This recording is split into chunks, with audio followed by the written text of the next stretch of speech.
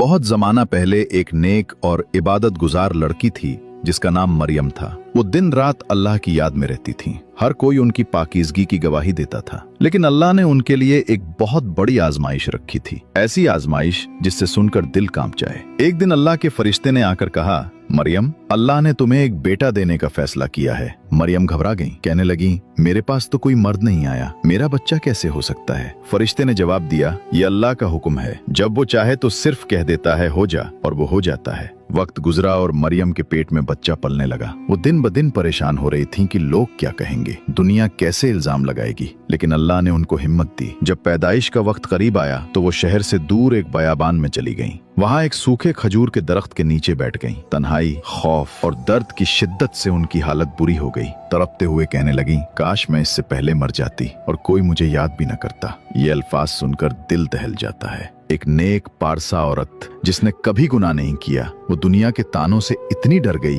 कि मौत की तमन्ना करने लगी। उसी लम्हे अल्लाह की रहमत नाजिल हुई। नीचे से एक आवाज आई, मरियम, गम न करो, तुम्हारे करीब एक चश्मा जारी कर दिया गया है। खजूर के दरख्त को हिलाओ, ताजा खजूरें तुम पर गिरेंगी। उन्होंने चश्मे का पानी पिया और खजूरें खाकर थोड़ी ताकत मिली। फिर बच्चा पैदा हुआ, हजरत ईसा। कुछ दिन बाद जब वो बच्चे को गोद में लेकर अपनी कौम के पास वापस आईं, तो लोगों ने शोर मचाया, मरियम, ये क्या है? तुम्हारे वालिद नेक आदमी थे, तुम्हारी माँ पाकीज़ा थी, ये बच्चा कहाँ से आया? ये अल्फाज तीर की तरह उनके दिल पर लग रहे थे। मगर अल्लाह ने पहले ही फरमा दिया था, तुम उनसे कुछ न कहना, सिर्फ इशारा करना। मरियम ने बच्चे की तरफ इशारा किया। लोग हंसने लगे, ये बच्चा कैसे बोल सकता है? और फिर अल्लाह के हुक्म से नन्हा ईसा झूले में बोल उठा, मैं अल्लाह का बंदा हूँ, उसने मुझे किताब दी है और नबी बनाया है। ये सुनकर सब लोग कांप गए। जिनको मरियम पर शक था वो हैरान रह गए कि एक नौमौलूद बच्चा कैसे अल्लाह की तौहीद और अपनी नबूवत का ऐलान कर सकता है। ये वाकया हमें बताता है कि अल्लाह जिसे चाहे इज्जत देता है। सारी दुनिया इल्जाम लगाए, लेकिन जब अल्लाह चाहे